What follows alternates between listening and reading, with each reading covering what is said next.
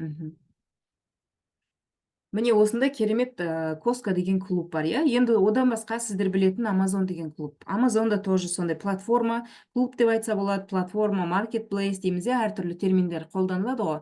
Мысалы, сол Amazonның 167 миллион тұтынушысы бар. Бұл Коскадан да көп, иә. Amazon бірақ бүкіл әлемге таралып кеткен маркетплейс, иә, танымал маркетплейс. Бірақ ол 94-ші жылы ашылды, 29 жыл болды, иә. Келесі жылы 30 жыл болады. Сол маркетплейсті ең алғаш 94-ші жылы ашылғанда бұлар 94-тен 98-ге дейін тек қана кітап сатумен айналысқан. Бір ғана өнімнің түрі болды, оларда кітап қана. Қазір қарасаңыздар, amazon.com деп ашатын болсаңыздар, бұл жерден де миллион түрлі товарларды көресіздер. Мысалы, қазір маркетплейстер қалай қатты дамып жатыр. Соның 167 миллион тұтынушысы Амазонға ай сайын $15 көлемінде членский взнос төлейді. Не үшін төлейді? Олар просто тоже бұл жерде де өзінде мүмкіндіктер бар, иә. Мысалы, біреу жаңағы тұтынушы сол жерден өзіне керекті өнімдерді алып тұрады. Біреулер жаңағы өзінің саудагер болатын болса, өзінің товарын қояды деген сияқты. Сол платформаны пайдаланған үшін жаңа членский взнос $15 ай сайын төлейді екен. Міне көрдіңіздер ме? Сол сияқты Netflix деген платформа бар, иә. Бұл платформада тек қана сапалы фильм көру үшін адамдар ай сайын жаңағы $22-23 ақша төлейді. Сапалы фильм деген. Мысалы, біз көбіміз түсіне бермейміз, оны жастар өте жақсы түсінеді, иә. Соған жаңа Netflixке подписаться деп басып қояды да, сосын оған ай сайын жаңа счет на оплату келіп тұрады телефонына. Соны төлейді, сосын сол бір ай бойы өзіне ары қарай жаңағы сапалы фильмдерді қарайды. Сол сияқты міне қазір сізбен біз Zoom-да отырмыз, иә.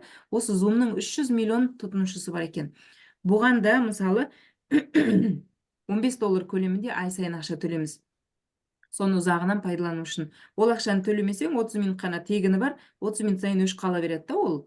Сен енді тәтті әңгімеңнің тәтті жеріне келгенде өшіп қалады. Сол үшін сен оған тура соны пайдалану үшін жай ғана сол үшін $15 көлемінде ай сайын ақша төлеміз, иә.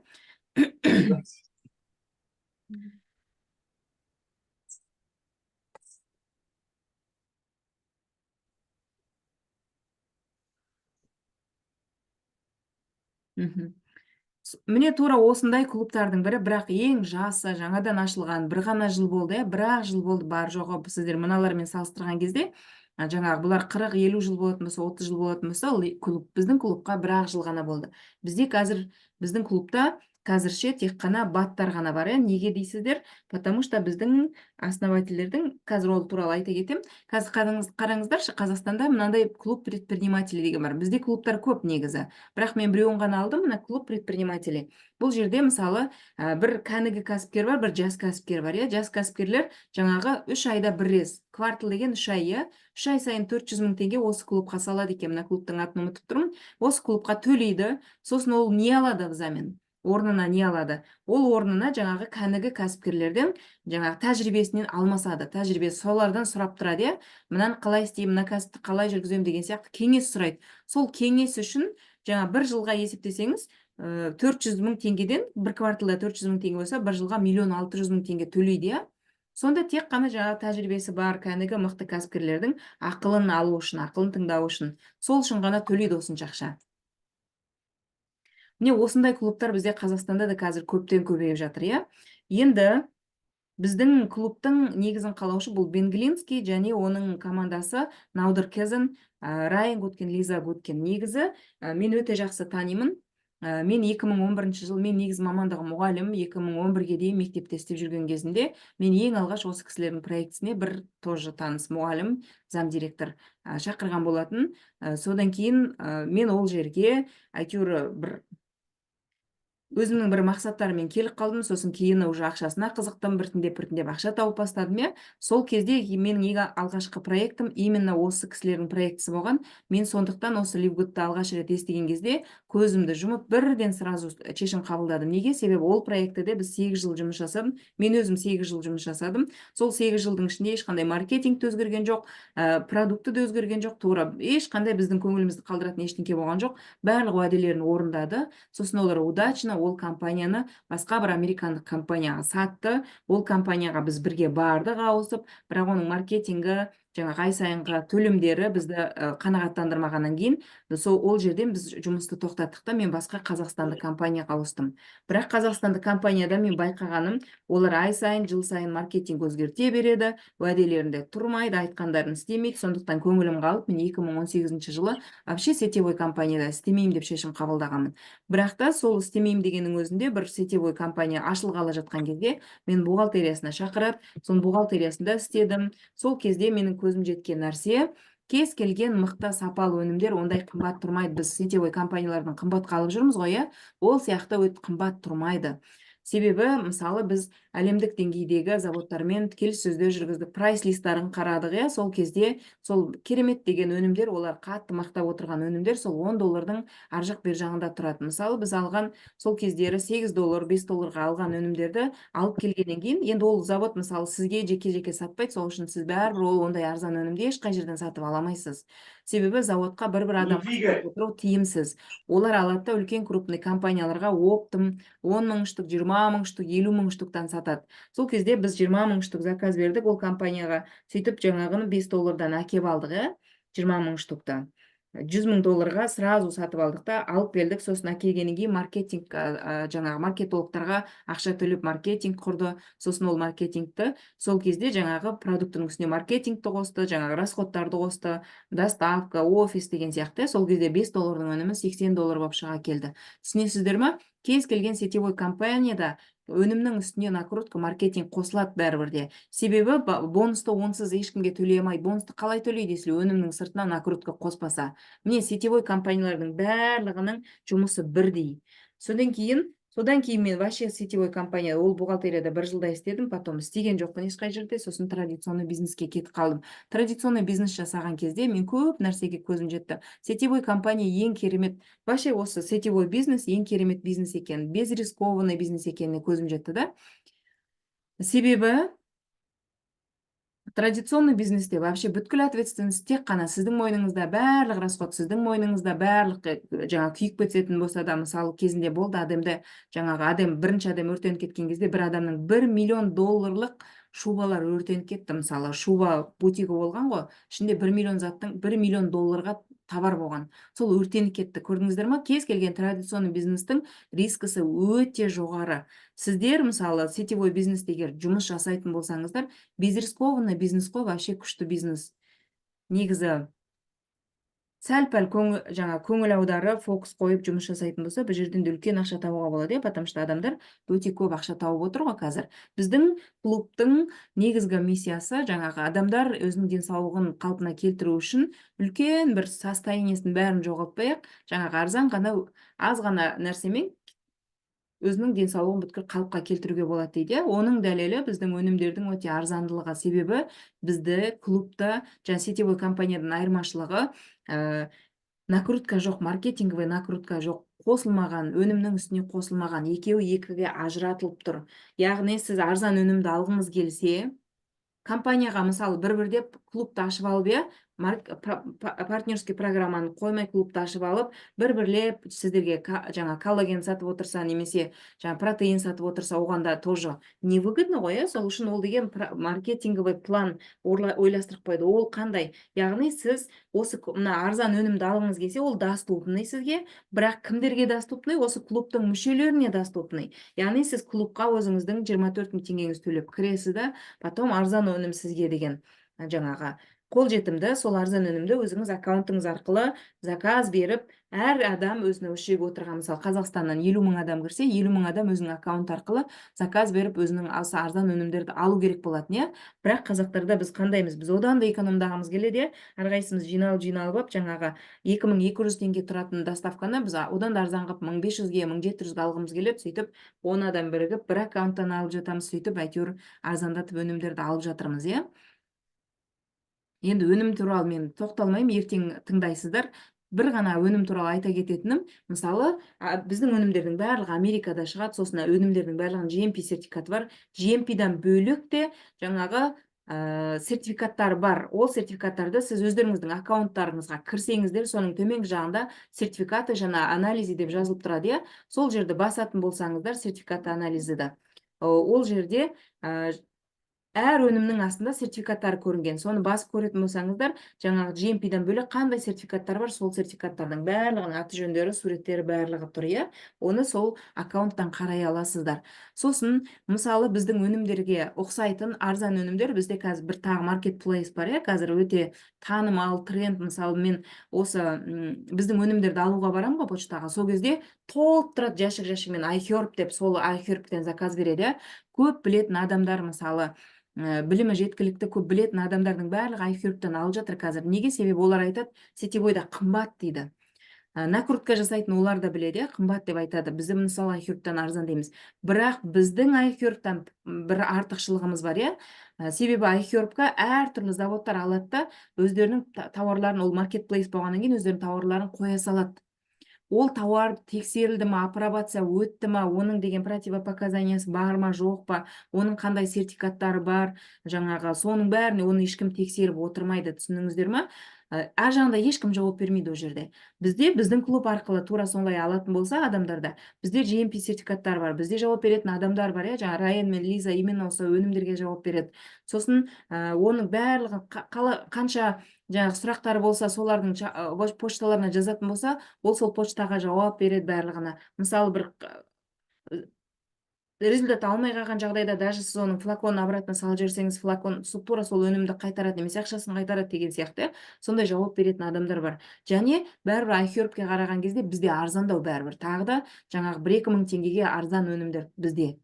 Түсініңіздер ма? Сондай, мысалы, сол iHerbтен алып жатқан адамдарға сіздер деген айғайлап тұрып айтсаңыздар болады да, осы өнімдерді.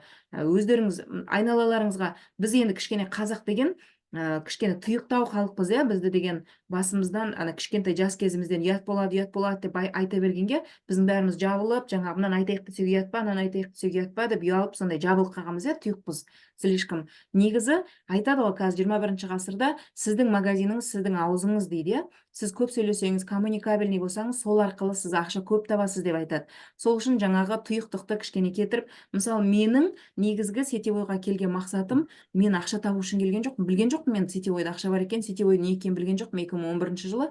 Мен өзім өте қатты тұйық, ұялшақ болдым негізі. Сол менің мінезімнен соны өзгергім келді, мен сол үшін келдім, сетевойға келдім. Бірақ бірінші келген күні сол компания, осы eLife Max келіп жатқан, енді ашылып жатқан кезі ғой, осы Наудеркездің алғашқы проектілері. Сол жерде бірақ тренингтер болды да, мықты сетевиктер бастап жатыр екен, солар тренингтер өткізді, мен соған тренингтерді қарадым да, қызықтым да, сосын мен мына жерге келе берсем, мен өзімнің өмірімді өзгерте алады екем, мен өзімнің характерімді өзгерте алады екем, мен ұялшақтығымнан арылады екем, мен осы жерден ашылады екем деген ой келді. Мен сөйтіп келе бастадым сетевойға. Сосын каждый суббота-воскресенье жаңағы мектепте, ол кезде 6 күн істейміз ғой, каждый воскресенье бір ғана демалыс. Сол бір ғана демалыста мен осы келе бастадым офисқа. Сөйтіп жүріп, действительно, бір жылдай мен ақша тапқан жоқпын, қиналдым, бірақ өзімнің тұйықтығымнан арылдым, коммуникабельностьті үйрендім, иә, жаңа адам шақыруды үйрендім, холодный жасауды үйрендім. Бір жылдың ішінде мен тәжірибе жақсылап жинадым да, келесі жылдан бастап жақсылап ақша тапқан болатын. Сондықтан да жаңағы өздеріңіздің магазиндеріңізді, ауыздарыңызды жұмып отырмаңыздар, айтыңыздар айналарыңызда қаншама адамдар жаңағы iHerbтан просто алып жатыр, пайдасы жоқ. Ол жерде пайда жоқ қой, ешқандай партнерский программа, ештеңке жоқ, пайдасы жоқ. Бірақ сонда да арзан болғаннан кейін қаншама адам соны алып жатыр. А сіздер тұйық жаңағы жүре берсеңіздер, оны ешқашан көрмейсіздер. Микрофоныңызды өшіріңізші, кірген кісі. Міне, енді сондықтан айналаларыңызға жақсылап қарап жүріңіздер. Енді мен жаңағы продуктыдан аттап өтіп кетейін. Қазір біздегі артықшылық жаңағы басқа рыноктарға қараған кезде, интернет-магазин, маркетплейс, басқа сетевой компанияларға қараған кезде 75% дейін арзан өнім алуға болады, иә. Мысалы, бір ғана пример келтіретін болсақ, бізде мына CBD деген қазіргі заманда өте танымал, иә, дәл бүгінгі күні өте танымал. Бұл CBD деген конопляның сығындысынан алынған май, ол тілдің астына тамызылады, және ол деген көп деген ауруларға мыңда бір ем, жаңағы балалардағы ДЦП, аутизм деген сияқты, немесе жаман ауру, әртүрлі жазылмайтын, жаңағы СПИД дейміз бе, солардың барлығына күшті көмектеседі. Оның дәлелдері миллион дәлел бар, иә, неде?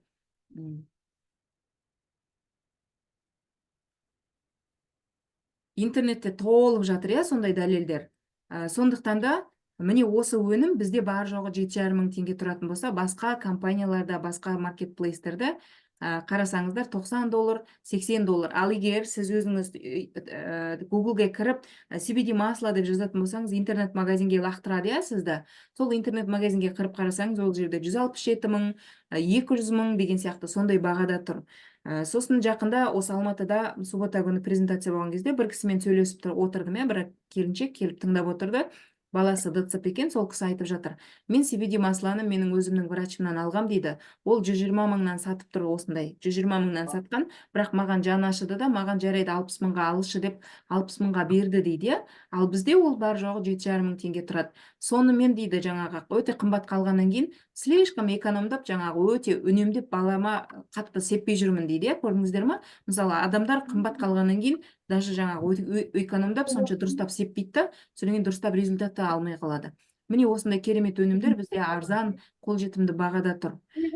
Тағы бір-екі салыстырмалы түрде көрсетіп жіберейін. Жаңадан кірген кісілер бірден микрофондарыңызды өшіре қойыңыздар, Тағы бізде мынандай керемет сыворотка бар для лица деген.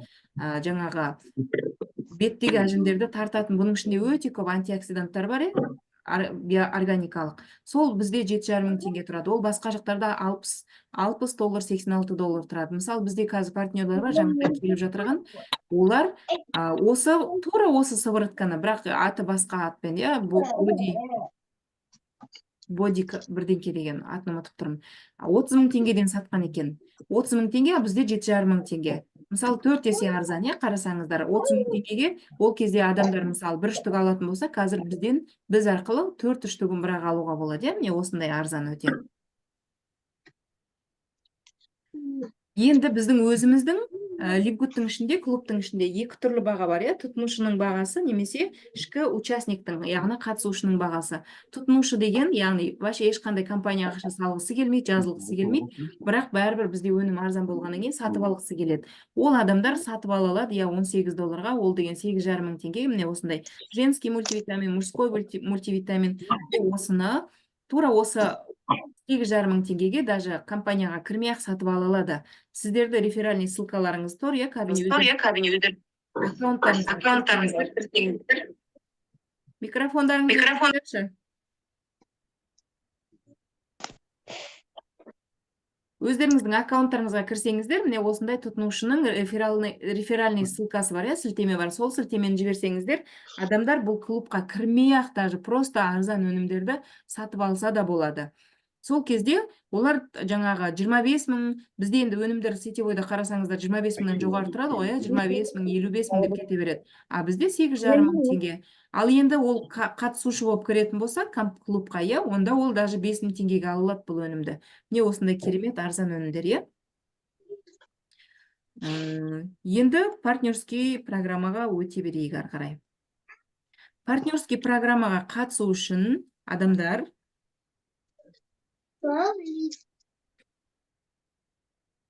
құрметті қонақтар, кіргеннен кейін бірден микрофондарыңызды өшірсеңіздер, өз даусымды өзім естіп шатасып жатырмын.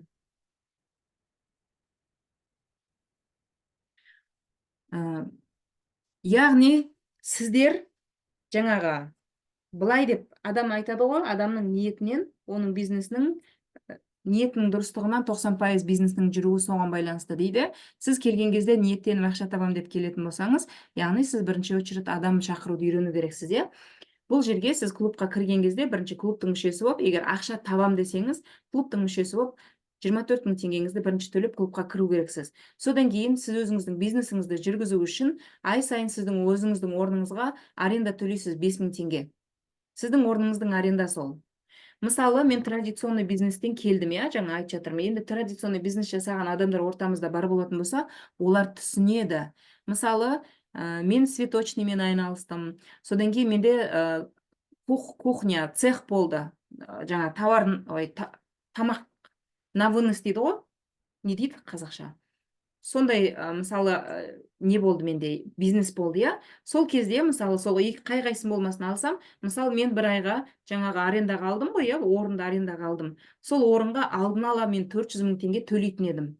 Мен білмеймін олайда аренда жүре ма, ой, товарооборот жүре ма, жүрмей ма, сауда бола ма, болмай ма, менің жұмыскерлерімнің зарплатасы шыға ма, шықпай ма, мен білмеймін, бірақ мен алдын ала сол жаңағы арендамды бір ай бұрын төлеп қоямын 400 мың теңгемді. Сонан кейін сол 400 мың теңгені шығарсын жанымды салып жұмыс істеймін.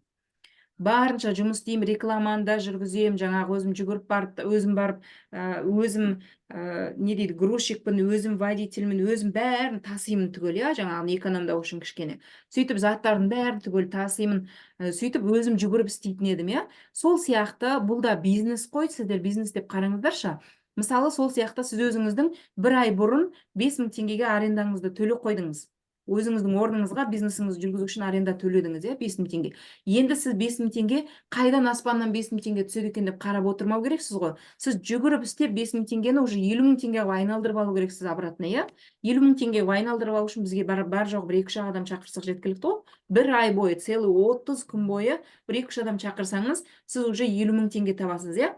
Сонда сіз жаңағы 5000 теңге төлеген арендаңызды 10 еселеп қайтарып алдыңыз деген сөз. Мына ай сайынғы 5000 теңге төленеді не үшін? Сіз бизнесіңізді жүргізу үшін соның арендасын төлейсіз. Солай деп қабылдаңыздаршы.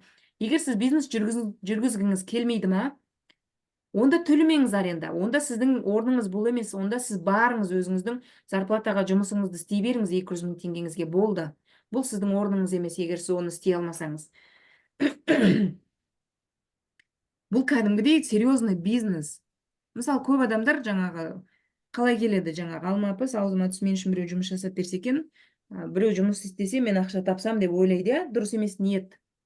Сол үшін ол ниет дұрыс болмағаннан кейін ол адамға ешқашан перелив түспейді, ол адам сосын действительно негатив алады обратно, сөйтіп сөйлейді жаңағы жан-жағының бәріне, ой, өтірік лохотрон деп, на самом деле өзінің барлығы несіне байланысты. Ниетіне байланысты, иә. Енді сіздер қалай ақша таба аласыздар? Бірінші, сіз шақырған адамнан тікелей табасыз. Мысалы, 24 мың теңгеге клубқа адам шақырдыңыз ба, соның ровно 12 мың теңгесін бір аптадан кейін компания төлейді. 50% төлейді. Мысалы, осы айдың бір аптада бір адам ғана шақыратын болсаңыз, сонда сіз 4 аптада 4 адам шақырсаңыз, яғни уже $100 ақша табасыз. $100 деген 48 мың теңге ақша. Өзіңіздің жұмысыңызды тастамай-ақ, мысалы, мен қазір мұғаліммін, иә, традиционный бизнестен шаршағаннан кейін, банкрот болғаннан кейін бәрін жауып тастап, мен мектепке барып болатынмын. Мектепке бардым, сол мектепте жұмыс істеп жүрген кезде мен осы Ливгудты естідім. Сөйттім да, Ливгудты қосымша бастадым. Қазір жұмыс жасап жатырмын қосымша. Күнне бірақ 1 сағатта міндетті түрде уақыт бөлемін. Осындай презентация өткізем, өзім командама өткізем презентация, иә. Өстіп күніне уақыт бөлемін да, міне қосымша мен ана жақтан мен мектептен 300 мың теңге тауып отыратын болсам, мен Ливгудтан тоже 300 мың теңге тауып отырмын. 200 мың теңге, 300 мың теңге тауып отырмын. Менде 2 орын бар, сол 2 орынға жұмыс істетіп тауып отырмын. Сол сияқты сіздің де неге 300 мың теңге ғана, 200 мың теңге ғана емес, осы жерден келіп дополнительно неғып 300 мың теңге сізде таппасқа. Құр қарап отыра бермей, сізде ақырындап жұмыс істеп, үйреніп, сізде тапсаңыз болады. Өзіңіз айта алмасаңыз, система жұмыс жасап тұр ғой, міне осындай ссылкалар таратып кірші, пожалуйста, бүгін менімен бірге тыңдашы деп бір адамды алып кірсеңіз, ол адам тыңдайды да, міндетті түрде ол қызығады, ол адам салыстырады, біледі ғой ол да. Жаңағы Жапан даладан келген жоқ, ешқандай информация сізде, барлық адам қазір информацияға өте қанық. Қазіргі заман, 21 ғасыр, өте информацияның ағынның өте көп уақыты, иә, сондықтан да оларда кез келген информацияны салыстырады, біледі, сондықтан ол адам естісе, міндетті түрде қызығады. Сіз ойлайсыз, сіздер біреу үшін шешесіздер көбінше. Ой, ол адамның ақшасы жоқ, ой, ол адам тыңдамайды, ой, ол адамның уақыты жоқ, оның қол тимей жүр, ол ауырып жүр, ол бүйтіп жүр деп біреулер үшін сіздер шешім шығарасыздар да. Өйтіп шешім шығармаңыздар, просто ештеңке деместен, просто айта беріңіз. Кірші бүгін тыңда деген сияқты, сол кезде ол адамдар обязательно кіреді міндетті түрде. Міне сөйтіп, шақырған каждый адамыңыздан 12 мың теңгеден ақша көресіздер әр апта сайын. Және ол тура сол шақырған адамыңыздан да ақша көрмейсіз. Мысалы, сізге 4 адаммен шектеліп қалу міндетті емес, егер жақсы адам шақыра алатын қабілетіңіз болса, тоқтамай қанша адам шақырсаңыз да шақыра бересіз. Мысалы, бізде интернетте аккаунтта жазылып тұр, иә, доска лидеров деген бар, сол жерде, мысалы, бірінші линиясына өзіне жеке 1000 адам, 1200 адам шақырған адамдар бар, иә. Біз жүрміз. Мен бір адамда шақырамаймын, дым шақыруды білмеймін, маған бір адам шақырып берші деп жүрміз, иә. А олар мыңдаған адамдарды спокойно шақырып жатыр. Сондықтан да үйрену керек шақыруды. Және сол шақырған адамдарыңыз өздеріне тоже адам шақыратын болса да сізге ақша шығады. 10 уровеньге дейін, глубинаға дейін, төменге, шұңқырға дейін, 10 шұңқырға дейін сіздің шақырған адамыңыздың адамынан, оның адамынан деген сияқты жаңағы әрқайсысынан 2000 теңге, 1000 теңге, 500 теңгелеп өстіп ақшалар түсе береді. Солардың бәрі жиналып үлкен ақшаға айналады, иә. Бірақ бұлардың барлығы сіздің статус жасауыңызға байланысты. Мысалы, статус бізде жасау оп-оңай тоже. Сіз 2 адам шақырдыңыз ба, 24 мыңға сіз уже бронза деген статусқа шығасыз, иә? Сол кезде сізге екінші шұқырлық ашылады. Яғни, сол шақырған 2 адамыңыз адам шақырып жатса, олардан да 2,5 мың теңгеден әрқайсынан ақша түсіп тұрады. Сосын командаңыз 20-ға жеткенде сіз серебро боласыз. Серебро болған кезде сізге тағы 2 шұқырлық, 4 уровень төмен қарай ашылады, иә? Значит, тағы олардың шақырған адамынан да сізге 1250 теңге әрқайсынан ақша түсе бастайды. Содан кейін командаңыз 100-ге жеткен кезде сіз уже золото боласыз, иә? Солардың енді 3-еуі сіздің личниктеріңіз болып отыру керек постоянно. 100-ге жеткенде золото боласыз. Сосын 500-ге жеткенде платина боласыз. 2,5 мың адамға жеткен кезде бриллиант боласыз. Сол кезде сізде 10 шұқырлық толық ашылып тұрады. Сонда сіз бүткіл осы 10 уровеньнен жаңағы 500 теңгелеп адам жиналса да, бірақ адам саны көбейген сайын сіздің ақшаңыз да максимально көбейе береді, иә? Мысалы, біздегі бриллиант деген 2,5 мың адам 50 доллар товарооборотпен есептеген кезде бар жоғы 120 мың доллар товарооборот. Сетевойда істеген кісілер біледі. Мысалы, барлық сетевойларда статустардың аттары ұқсас болады, иә? Тоже, мысалы, біз білетін сетевой компанияда бриллиант деген статус бар. Бірақ сол бриллиантқа жету үшін сіз кем дегенде 3 миллион доллар бір жағыңызға, мысалы, бинарда, иә? Бір жағыңызға, минимальный жағыңызға 3 миллион доллар оборот жасау керексіз. А максимальнеңіз ол 7-8 миллион долларды құрап кетеді, иә? Сонда сіз бриллиант деген статусты жабу үшін басқа сетевой компанияларда 10 миллион доллар оборотқа дейін жасау керексіз. Бриллиант деген статусқа жету үшін. Ал енді бізде Қыздар, микрофондарыңызды өшірсеңіздерші. Микрофондарыңызды өшіріңіздер, иә. Я Рыскүл ханымға мешать етіп жатсыздар. Ал бізде бар жоғы, мына оң жағыңды бәленбай миллион доллар оборот, мына бәленбай миллион доллар оборот деген керек емес. Бізде бар жоғы общий количество только 120 мың доллар оборот жасайсыз ба? Яғни 2,5 мың адам түстім әйтеуір командаңызға. Яғни сіз бриллиант болдыңыз деген сөз, иә? Сонда оң жақ пен сол жақты теңестіру керек деген сияқты ешқандай шарт жоқ. Шартсыз жасайсыздар ғой мынаның барлығын. Просто тек қана жылдамдық қана керек бұл жерде. Бір ғана жаңағы шарты жылдамдық болса, сіздер тез жетесіздер және бүткіл мүмкіндіктердің барлығын тез аласыздар. Ал енді жаңағы бұған арбамен жүрсеңіздер де жетесіз, негізі самолетпен барсаңыздар да жетесіз ғой, бірақ та қайсысы тезірек барып жеткен тіпті жақсы, иә, потому что тезірек ала бастайсыздар бүткіл мүмкіншіліктің барлығын. Енді мына пассивный доход деген. Пассивный доход дегенді, мысалы, сіздер көбіңіз енді 90%-іңіз партнер шығарсыздар, осы жерде отырған. Сіздер адамдарға дұрыс айтпайсыздар пассивный доход, иә? Мысалы, компанияда жазылып тұр, сен адам шақырмасаң да, бірақ дұрыс жерге түсетін болсаң, жаңағы перлив, үстіңдегі спонсорлардың бәрі активный жұмыс жасайтын болса, сондай бір орындарға түсіп қалсаң, удачный. Енді ол да бізде жаңағы адамдарды бір заслужил деген бір не бар ғой, термин бар ғой психологияда, иә? Сондай болады өзі бір адамдар, біреуге жақсылығы өтіп кеткен көп, сондай адамдар заслуженный сондай месталарға түсіп қалады. Соларға действительно өздері адам шақырмаса да, оның астынан перелив кетіп жатады, иә, ондай адамдар алып жатады. Бірақ ол не всем суждено. Сондықтан да бұны қатты акцент қойып айта бермеңіздер. Бұл пассив деген сіздің өзіңіздің командаңыздан алатын пассив қой. Негізі, мысалы, сіз өзіңіз команда құрдыңыз. Мысалы, мен айтамын, мен өзім команда құрдым, менің командамда 300-дей адам бар, иә? Сонан кейін болды, мен қазір основном өзім мектебімде жұмыс жасап жатырмын ғой. Сонан кейін, бірақ сол адамдар әрқайсысы өзінің жаңағы каждый 300 менің филиалым бар деген сөз, иә? Сол 300 өзінің филиалы, әрқайсының өзінің филиалы үшін жаңағы заведение бизнесі, сол бизнесін жүргізу үшін өздерінің местаны арендаларына төлейді ғой, 5 мың теңгелерін төлейді, иә? Міне содан айналып келеді, 300 адамнан жаңағы 30 мың теңге, 3 мың адам болса 300 мың теңге деген сияқты 100 теңгеден әр адамынан, сіздің әр адамыңыздан компания төлейді, 100 теңгеден төлейді. Маған да төлейді, мен астында тұрған адамдарға да төлейді, оның астында тұрған адамдарға да төлейді. Бәріне 100 теңгеден төлей береді. Сол кезде адамдардың барлығы міне осы команда құрып жатқан командасынан жаңа пассивный доход 100 теңге алады. Мысалы, сетевой компанияда ондай атымен жоқ қой. Бинар болсын, классика болсын, қай жерге барсын, сіздің адамдарыңыз қандай товар жасап жатса да, ай сайын солардың просто тұрған үшін олар даже активация жасап жатыр, иә. Мысалы, компаниялар бар, активациялар ай сайын 50 мың теңгеге активация жасайды, 100 мың теңге активация жасайды. Ол үшін ешқандай бізге не бермейді ғой, жаңа пассивный доход бермейді ғой, иә. Бұл жерде тура сол өзінің жаңағы әрқайсы өзінің бизнесін жүргізіп жатыр, сол бизнеске орнына төлеп отыр 5 мың теңгесіне, содан пассив шығады. Мысалы, көп адамдар бүйтіп акцент былай кетіп қалады да, мен кірсем, просто ақша салып қойсам 24 мың теңге. Бұл деген не емес қой? Жаңағы инвестиционный компания емес қой, 24 мың доллар салып қойып, сосын мен соны 24 мың долларым айналып жатыр, содан бір какой-то проценттер түсіп жатыр, мен сөйтіп ақша тауып жатырмын деген. Бұл деген ондай инвестиционный емес, ондай лохотрон емес, иә. Бұл жерде действительно кәдімгі еңбек қажет болады. Бірақ та, иә, компания не отрицает, что сіздің жаңағы орындарыңызға действительно бір, мысалы, любой бинарный сетевой компанияларда болады ғой, бір кейде бір действительно бір нормальный орынға түсіп қалатын болсаң, бір жағыңа перелив кетеді, бірақ ол переливтен пайда жоқ, пока сен екінші жағыңды жүргізбейінше дымда пайда жоқ болады, иә. Бұл жерде тура сондай перелив түсіп қалатын болса, иә, сол переливтен кішкене ақша аласыз, 100 теңгеден ақша алып тұрасыз.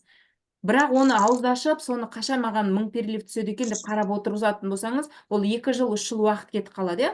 Сол үшін де жаңағы 1-2 адам болса да ақырындап шақырып, осындай нелерге қосатын болсаңыздар, біз хотя бы система жұмыс жасап тұр ғой, өздеріңіз ештеңе айта алмасаңыздар да, хотя бы ссылканы жіберіп, кірші мынаған, пожалуйста, деп бір ауыз айтуға болады ғой. Мен кейбір адамдар түсінбеймін, жаңағы бұны айта бастасаң, жоқ, мен деген адам шақыра алмаймын, мен айтқым келмейді ешкімге дейді. Онда эго болатын болса, значит, сіздердің орындарыңыз емес, ондай ақша таппайсыздар онда. Онда барыңыздар да тек қана зарплаталарыңызға жұмыс істеп, соған шүкір деп жүре беріңіздер. Ешкімнің уақытын алмаңыздар, спонсорларыңыздың уақытын алмаңыздар, иә. Сіздерге қарап үміттеніп, осы кісі ақша табады деп, сізге уақыт кетірмесін онда. Одан кейін ең керемет жирный бонус бізде мынау чека деген бонус бар. Бұл чека деген, яғни сіздің міне шақырдыңыз, иә, жаңағы мен 4 адаммен мысал келтіре берейін. Осы 4 адамыңыздың әрқайсысы өзінше бір әйтеуір бір табысқа шығады, иә. Біреусі ақырындап істеп жаңағы 50 доллар табысқа шығады, біреу 100 долларға шығады, біреу 1000 долларға шығады деген сияқты. Осы структурасынан алатын пассивный доходы бар ғой мыналардың. Мынау бірінші адамыңыз 1000 доллар алды, екінші адамыңыз 500 доллар алды, үшінші адамыңыз 100 доллар алды, төртінші адамыңыз 200 доллар алды. Солардың тапқан табысынан компания еще сізге 50%-дан төлейді. Сонда сіз 500, 250, 150, не осының бәрін қосатын болсаңыз, 900 доллар тағы өзіңіздің пассивный доходыңыздың сыртынан, табысыңыздың сыртынан, және 900 доллар көлемде ақша табасыз, иә. Бұл тек қана сіздің тікелей шақырған адамдарыңыздан. Ал компания негізінде тікелей шақырған адамнан ғана емес, 5 поколениеге дейін ақша төлейді. Қазір мен бек-офистен оны көрсетемін. Яғни сіз еще статус бойынша өсіп, жаңа бриллиант дәрежесіне шығатын болсаңыз, немесе платина қай дәрежеге шығатын болсаңыз, сол дәрежеге дейін сіз өзіңіздің поколение астыңыздағы адамдардан процент аласыз. Яғни тек қана 50% ғана емес, 60, 65, 70%-ға дейін. Егер сіз платина болып тұрсаңыз, 70%-ға дейін аласыз чека. Егер сіз бриллиант болсаңыз, 73%-ға дейін аласыз, иә. Сол сияқты 2-ші, 3-ші, 4-ші, 5-ші поколениелерінде тура осындай проценттер шығады. Бұл деген енді өте көп ақша, иә. Сіздер егер жаңағы адамдардың жіберіп жатқан чектерінің скриншоттарына қарасаңыздар, мысалы пассивный доходы 400 мың теңге деп тұратын болса, ал енді чека деген жерін қарасаңыздар, жаңа 35 миллион, 45 миллион деп тұрады, иә. Сондай чектерді көрдіңіздер ғой. Теңгемен айтқанда қандай күшті, көп. Бұдан кейін тағы бір күшті бриллиантовый пул бонус дейді. Сіз жаңа бағана бриллиантты тезірек жабатын болсаңыз, 2% компанияның долясына кіресіз. 2% деген ол өте көп табара барады. Бізде компания Қазақстанда немесе Россияда ғана істеп жатқан жоқ қой. Компания өте көп мемлекетте істеп жатыр. Жаңа алдыда қатты келе жатқан мемлекеттер. Жаңа Канада, Американың өзі, Оңтүстік Америка, Африка, Филиппин, Вьетнам, Япония, Корея, Қытай, Индия, бұлардың барлығы өте қатты істеп жатыр. Бізде Қазақстанда ғана табар-оборот өте төмен. Қалған мемлекеттер өте қатты істеп жатыр, иә. Міне сонда табар-обороттарды есептесеңіз, ол 50 доллар кіріп жатқан клубқа кіріп жатқан ақшада, ол ай сайын төлеп жатқан жаңа членский взнос 5000 теңге көлеміндегі, 10 доллар. немесе жаңағы сатып алынып жатқан товарооборот продуктыдан біз тікелей өзіміз ақша табыс таппасақ та таппаймыз, себебі оның үстінде накрутка жоқ. Сол себепті біз продуктыны қанша сатсақ та ол жерден табыс таппаймыз, иә. Бірақ та сол продукты қанша өнім сатылып жатыр ғой енді общий әлем бойынша, сол өнім сатылғаннан да компания 2% ажыратып қояды да, сол бүткіл 2%-ті мына бриллианттардың ортасына бөліп береді. Сонда ол бриллианттардың ортасына қазір бөліп беріп жатқан ақша ай сайын 2,5 миллион теңге. Сіз бриллиант деген статусты жапсаңыз, просто ай сайын премия алып отырасыз 2,5 миллион теңге. 2,5 миллион теңге деген онда керемет ақша, иә, негізі. Сосын коронованный бриллианттарда 0,5% деген, бізде енді компанияның қазіргі обороты 15 миллион долларды құрап тұр, иә. 15 миллион доллардың 2%-ын және 0,5%-ын есептейтін болсаңыз, 0,5%-ның өзі 15 миллион доллардан, ол 54 мың, 55 мың долларды құрайды. Сонда қазір 2 коронованный бриллиант 25, 26, 27 мың доллардан ай сайын бөліп алып отыр. 27 мың доллардан 13 миллион теңге ма? Ай сайын 13 миллион теңгеден осындай ақша тауып отыр, иә, мысалы статус жасап алғандар. Міне қараңыздар, мына жерде мынау бірінші чек российский бір партнердің чегі, апта сайынғы тауып отқан табысы 100 мың теңге, 50 мың теңге, 200 мың теңге, 150 мың теңге деген сияқты, ай сайын бір айда уже 600-700 мың теңге шығып тұр. Сосын мынау сентябрьдегі біздің Марат мырзаның чегі, иә. Мысалы матричный бонус деген жаңағы пассивный доходтан $1135 болса, яғни 500 мың теңгені орайтын болса, матчинг бонус дегені чекасы $14,101. $14,101 деген 7 миллион теңге ма, 8 миллион теңге даже, иә. Сосын Diamond Pool дегенді қарасаңыз 2,5 миллион теңге. Осылардың бәрін қоссаңыз $18,586. Бұл деген сөз, енді $18,000 деген 10 миллион теңгеге жуық ақша, иә. Сосын оң жақта біздің Мараттың үстіндегі спонсор, ол жаңа Тим Миллер деген американский, иә. Бұл кісінің чегін қарасаңыздар тоже. Егер пассивный доходын $1,299 құраса, чекасы $44,810. Diamond Pool'ы $24,552. Барлық сомасы $70,676 құрап тұр. $70,000 деген қанша миллион теңге? 35 миллион теңге ма, 40 миллион теңгеге жуық ақша, иә. Не осындай керемет маркетинг. Қазір мен оны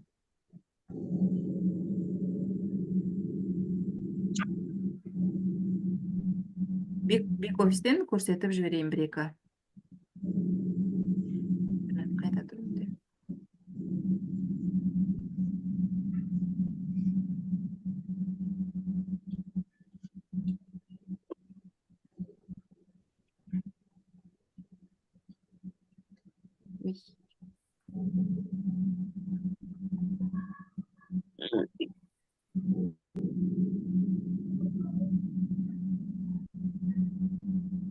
Осы ғой деймін.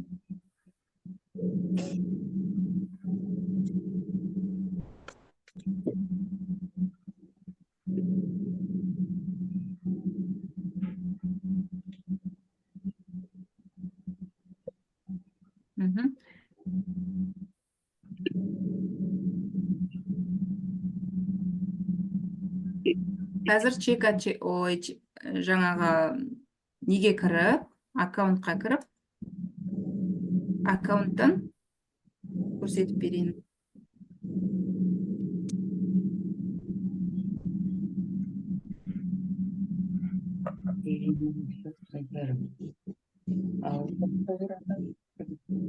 Кешегі өткен жаңаға отырған мынау шаулысың, кешегі жарқын жеңгейлер өткеннен кейсін. Қаламқас ханым, әндетіп атсыз ғой.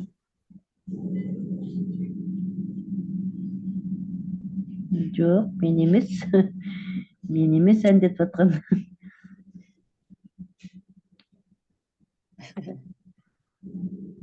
Микрофондарыңызды өшіріп қойыңыздар. Енді міне аккаунт, иә, мына аккаунтты қарасаңыздар, мына жерде мынандай разноцветныймен тұр, иә, әртүрлі түспен тұр. Міне осы жерді басып, әркім өзіңіз адам жазған болсаңыздар, қазір күшті не жүріп жатыр ғой, промоушен жүріп жатыр, иә. Сол промоушенға қатыстыңыздар ма? мына жерде Артур Качанов мына украинец 89 адам жазылып 89 билет алды. Жаңа 10 000 доллар мен 50 000 доллардың компаниядан берілетін ұтысына қатысады. Сіздер де осындай ұтысқа қатысып жатсыздар ма? Өздеріңіздің жаңағы нелеріңізді жазасыздар да, ID нөмірлеріңізді жазып, егер адам жазған болсаңыздар, осы жерден іздей аласыздар. Бүйтіп іздеу дегенді басатын болсаңыздар, ID нөмірлеріңізді жазып, қанша билет шықты, міне соның нөмірі шығады, иә? Мысалы, менде қазір бір ғана билет тұр, мен бір адам жаздым, бір билет алдым. Мен өстіп, өздеріңіз осы 10 000 доллар, 50 000 долларлық жаңағы неге қатыссаңыздар болады. Розыгрышқа қатыссаңыздар болады. 4 январь, бұл 30-на дейінгі есептеледі, 30-на дейін әлі уақыт бар, тез-тез 10 күн уақыт бар, иә? 10 күнде 10 адам жазып, 10 билет алып қатысуға болады. Сосын розыгрыш ол 4 ма, 6 январь күні ма жүреді, оны алдын ала айтылады. Сосын көп адамдар мынаны сұрайды. Мысалы, менің членством, мое членство деген сөзде, міне осы жерде жазылып тұрады сіздің членствоңыз. Мысалы, мына жерде декабрьға, январьға төленген деген жазылып тұр, иә? Мен енді көбінше ағылшынша тұра береді. Қазір орысшаға аударайыншы сіздерге, түсінікті болсын. Мына осыны төмен жылжытсаңыздар, мына жерде мысалы, сіздің членствоңыз 7 февральға дейін жарамды деп жазылып тұр. Мына жерде, иә? Сондықтан да сіздер өздеріңіз осы жерден қарай аласыздар. Сол осы датаға жақындағанда, 7 февральға жақындаған кезде, мына жерге мынандай полоска шыға бастайды. Мына жерде қазір 99-да 95 деген ғана полоска тұр ғой. Мына уже вы оплатили за следующие месяцы дегеннен кейін мынандай полоска шығып тұрған жоқ. Сондай полоска 9-да 95-ке шығады жақындаған кезде. Сол кезде сол полосканы басасыздар, ол сізді корзинкаға лақтырады, сосын корзинкаға барасыздар да, ары қарай сол жерде өзіңіздің карточкаңыз привязанный болса, карточкадан снимать етеді, сөйтіп ары қарай төлейсіздер. Енді магазин деген жерден сіздер өздеріңізге өнім заказ бересіздер, иә? Моя информация деген жерден өзіңіздің данныйларыңызды реттей аласыздар. История заказов деген жерден сіз өздеріңіздің не заказ бергендеріңізді. Мысалы, міне қараңыз, 9-да 95, 9-да 95 сізде өздерің жасаған жаңағы нелеріңіз, ай сайынғы төлемдеріңіз, иә, сосын берілген өнімнің заказы, оның код ссылкасы тұр, оны бассаңыздар, прослежка қарауға болады, иә? Барлық осы жерде сақылдап істеп тұр ғой. Сосын моя команда деген жерді бассаңыздар, сіз өзіңіздің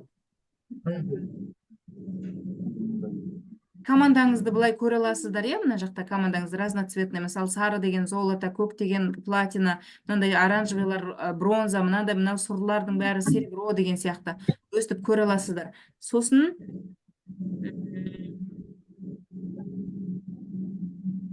таблица лидеров. Таблица лидеров деген жерде, міне мысалы, мынау таблица лидеров деген, бұл мен үшін мотивация. Мысалы, қараңызшы, мына Даниэл Пилон деген, мына Канаданың жігіті. Канаданың жігіті уже 1100 адам, жеке өзіне 1100 адам тіркеді.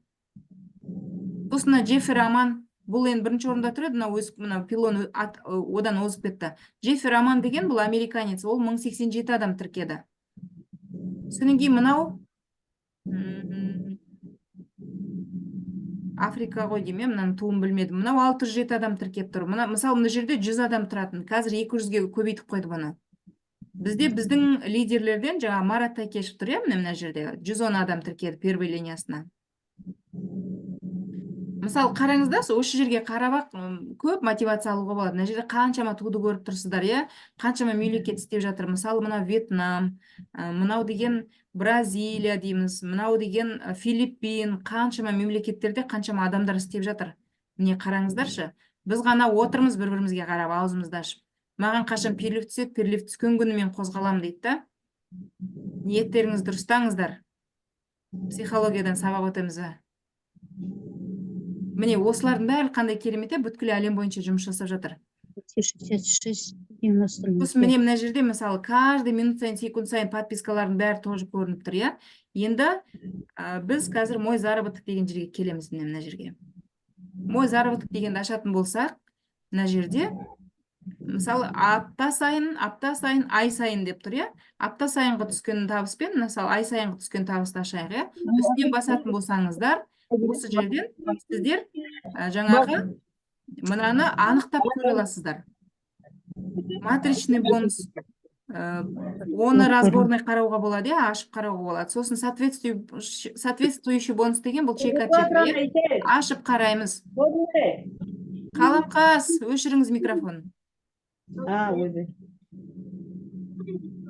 Мысалы чека дегенді қарасаңыздар, міне өздерін персональный деген сіздің личный шақырғандыңыз, иә, личный приглашенный. Сонда мысалы мына адамдардың барлығы ақша тауып отыр деген сөз ғой. Мысалы мына мен қазір бір былай жүгіреді дейтін болсам, мына жақта қаншама адам тұр.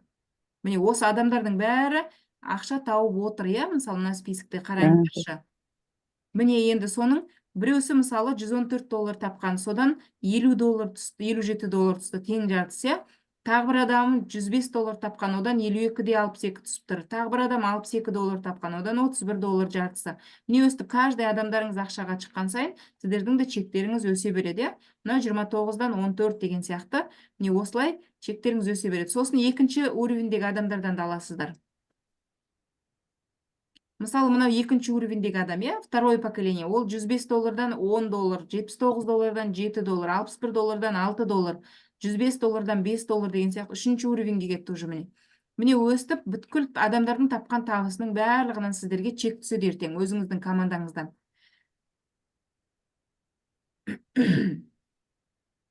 Сосын жаңағы матричный бонусты да мысалы детально деп ашып қарайтын болсақ, обзор деп.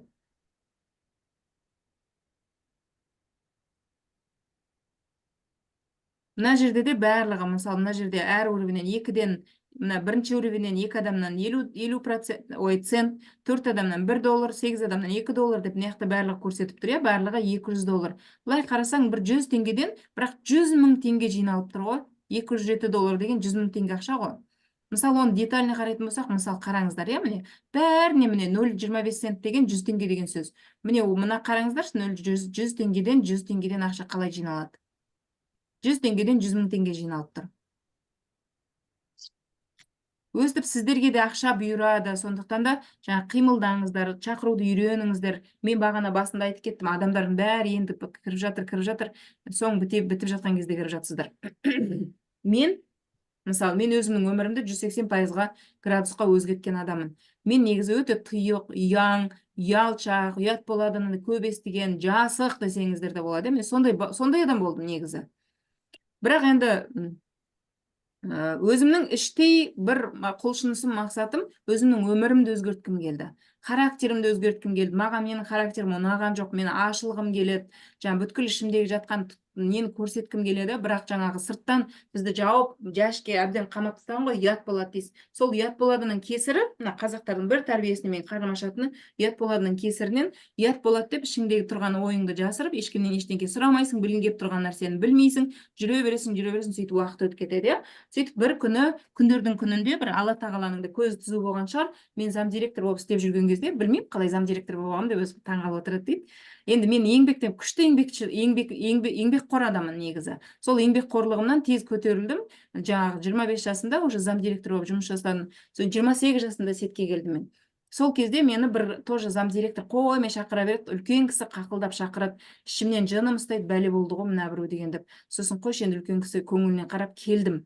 Сөйтіп келдім да, тыңдап отырдым да, сосын сол моментте сразу бір психологический тренинг болды, бір тренинг жүріп кетті да, сосын мен опа дедім, мен жақсы жерге келген сияқтымын, мен осы жерде қалмасам, мен өзімнің өмірімді өзгертеді екенмін ғой деген ой келді маған.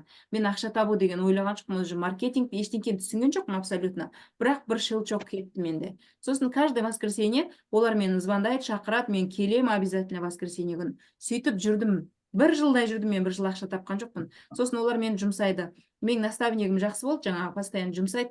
Бар енді жүгір көшеге жаса кел, жаңағы холодный жаса кел дейді. Сосын көшеге шығам, жасай алмаймын. Вообще ешкіммен сөйлесе алмаймын даже. Сосын деген маған битті. Бірінші, ең құрмаса хотя бы көшедегі бөтен адамға сәлемдесіп үйренді. Сосын жаңағы кетіп бара жатам да адамдарға. Сәлеметсіз бе? Өтіп бара жатқан кезде, әйтеуір мен бетіме қарамау керек та, көзіме тіке қарамау керек. Өтіп бара жатқан кезде сәлеметсіз бе деп қоямын. Содан кейін мәз болып айтып келем келесі воскресеньеде. Мен сәлемдестім деп сөйтіп айтамын. Сосын енді комплимент айтып үйрен дейді ол адамдарға. Сонда жаңа көшеде кетіп бара жатқан қыздар күшті көйлектері, мысалы көп бәріміз де қызығамыз ғой, мына қандай керемет сұлу, немесе көйлегі қандай күшті дейміз да, бірақ ішімізден ештеңе айта алмаймыз. Сол комплиментті ішіңдегіні ашып айтып үйрен дейді ғой. Соны айта алмаймын ғой, көшеге шығып алып жүрем, ары бері жүрем да. Сосын бір қыздың күшті, енді көйлегі керемет келе жатыр екен. Соны алдынан былай қарама-қарсы келе жатқанда айтсам болады ғой, жаңағы қандай көйлегіңіз әдемі деп соны айта алмаймын ғой. сонда ана мен қасынан өтіп бара жатқан кезде иығымнан иығы былай өтіп бара жатқан кезде артынан мә көйлегіңіз қандай күшті деп қойып өтіп бара жатырмын. Сосын ол ана жаққа өтіп кеткен уже 10 метрге. Рахмет деп ол жақтан айғайлайды да, сөйтіп үйреніп бастадым мен. Сөйтіп ұялып жүріп нормально ничего. Сосын бір күні холодный контакт жасай енді деп. Сосын жаңағы сөзімді жаттап алып келе жатырмын ғой. Вы хотите заниматься бизнесом, вы хотите заниматься бизнесом деп айтам деп сөйтіп жаттап келе жатырмын да, сосын жаңағы алдына бір жігітке еркек адам келе жатыр екен да, қарама қарсы. Сосын вы хотите заниматься дедім да, сосын ұмытып қалдым бизнесім деген сөзімді. Есімде жоқ деп тоқтап қалдым да, сосын чего дейді ол. Сосын ничего деп сосын жүгіре жөнелдім. Сөйтіп холодный жасап үйрендік, сөйтіп адам болып кеттік, ничего страшного. Егер сіздер қолдарынан келмейді, мен қолымнан мынау күшті сөйлейді десеңіздер, ол ой дұрыс емес, потому что мен де тура сол этапты өттім. Сөйтіп бір жыл қиналып жүріп, содан кейін деген адамның бір жетер жері чегі болады ғой, прямо не артқа жол жоқ, не алдыға жол жоқ. Еще мектептен шығып алғам, жұмыстан шығып кеткем ол жылдары. Сосын қайтадан мектепке баруға позор, намыс, еще үй іші күледі, қайтадан айттым ғой, сен қолыңнан келмейді, соны жұмысыңды тастама деп айтқам деп, бір кісілер ақылды болады, ол маған ұнаған жоқ вообще. Сондықтан да жаңағы до конца тырысып, бір жылдан кейін мен командам жүрді, өзім де үйрендім, ашылдым, бүткіл тренингтердің бәрінен. Сетевойдың бір жақсы тренингтің бәрі тегін ғой бізде. Жаңағы сіз осындай тренингтерге басқа жаққа жаңағы ең кем дегенде 15 мың немесе $100 төлеп барасыздар, иә? Бізде барлық тренингтер тегін. Сондықтан да ешқандай событияны қалдырмай келе берсеңіздер, үйренесіздер, сіздердің қолдарыңыздан келеді барлығыңыз. Біреудің қолынан келген нәрсе, біреудің де қолынан келеді. Тем более біздегі клуб кіретін клубқа кіретін ақша бар жоғы 24 мың теңге, ол деген совсем мелочь қой енді, мысалы 240 мың теңгемен подписка жасайды сетевой компанияларда. Сол жерге барсаңыздар қайтер екенсіздер, сіздер 24 мың теңгеге жылап жүрген кісілер бар ғой, адам жасамаймын деп. Сонда қайтесіздер, 24 мың теңге деген қазір қалтадан түсіп қалатын ақша ғой. Қазір бір тойға барсаңыз, 20 мың теңгеңізді ұялғаныңыздан алып барасыз. Сол тойға бір тойға сылтауратып бармай қалсаңыз, уже сіз қос клубқа кіресіз. Тура сол сияқты жаңағы қанша мүмкіншілік жасайсыздар, иә, адамдарға мүмкіндік бересіздер. Сол үшін жаңағы іштеріңіз тарланбай, ақпаратпен бөлісіңіздер, ұялшақ болсаңыздар, келіңіздер, офисқа келіңіздер, тренинг жасайық, пожалуйста. Ашыласыздар. Таланттарыңыздың бәрі іште тұнып жатыр ғой, солардың бәрін шығарасыздар. Сосын деген, даже күлу, мысалы адамдар деген соншалықты жаңағы бір қатты коробканың ішіне кіріп алатын соншалықты күлмейміз ғой. Ана, пожалуйста, Гүлсім. Неге барған кезде? Тамашаға Қабатов, Тұрсынбек Қабатов айтады ғой, сіздер келіп аласыздар, немеге тымырайып отырасыздар, күлмей деп, иә, потому что адамдар соншалықты жаңағы бір коробкаға, рамкаға кіріп алады да, содан кейін даже күлейін десе күлмейді ғой. Сондай, иә. Мен де ойлайтын, өтірік күле береді, сетевиктер осы неменеге күледі, неменеге өтірік құшақтасып беттерінен сүйе береді деп. На самом деле шынымен оның барлығы түкті өтірік емес екен. Өзіңіз ашылып, жаңағы бүткіл ішіңіз ашылған кезде адамдарға действительно шынайы қарым-қатынасқа солай келесіздер, иә, сондай. Егер сондайды армандайтын болсаңыздар, значит, сіздер дәл қазір, дәл уақытында келіп отырсыздар. Тез-тез қонақтар болса, шешім қабылдаңыздар, жаңағы $10 000, $50 000 розыгрышқа қатысыңыздар, иә. Бәлкім қолыңыздың жаңағы несі бар болатын болса, бағыңыз бақ шабыма деген сияқты. Бағыңыз болса $50 000 ұтып аласыз, бағыңыз болса $10 000 ұтып аласыз бәлкім. Сондықтан да мүмкіншілікті босқа жібермей, тез адам шақырыңыздар, партнерлар, қонақтар болса, тезірек жазылыңыздар. Мен осымен өзімнің бүгінгі презентациямды аяқтадым. Бүгін слишком 1 сағат көп сөйлеп қойыптым. Кешірім сұраймын. Негізі 45 минуттан артық сөйлеуге болмайды, потому что адамдардың зейіні шашырап кетеді 45 минуттан кейін, иә. Бекерден бекер сабақты да 45 минутқа қойған жоқ қой. Осымен осы жеткілікті деп ойлаймын. Жақсы, сау болыңыздар. Мен осымен өшіремін онда. Сау болыңыз.